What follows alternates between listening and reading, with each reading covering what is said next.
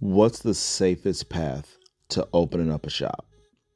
Is it going through the banks, getting a loan, borrowing a bunch of money, or is it relying on your client base to sustain you, your personal life, your business, and everything else you got to take care of? I can tell you I did the latter.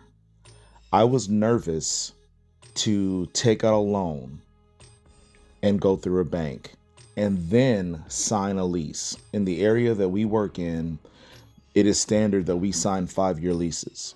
So I was terrified to open up a shop in an area that I was unfamiliar with because I had just moved out here.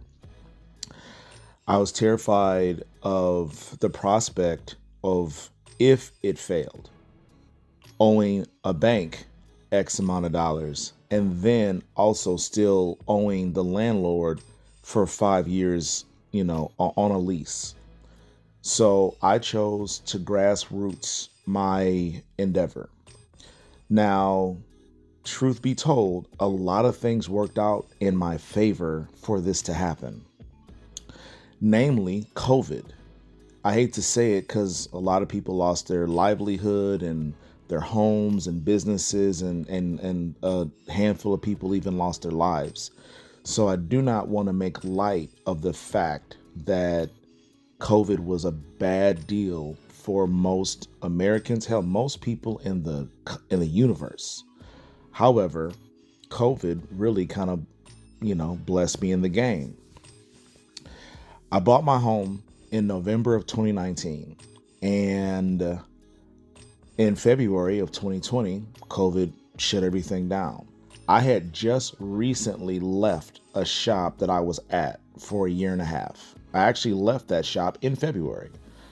Opened up a shop in Katy. I managed it and I helped open it up. That didn't work out. COVID hit. I was cutting out of my garage by the end of February.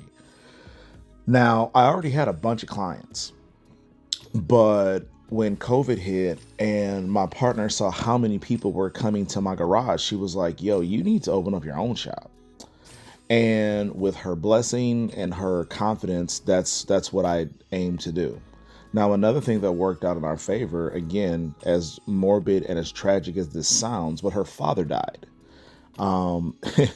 It is not as bad as it sounds, but it did help us. She's not close with her father, but she did get an inheritance. Now, she anticipated her inheritance was going to be super substantial.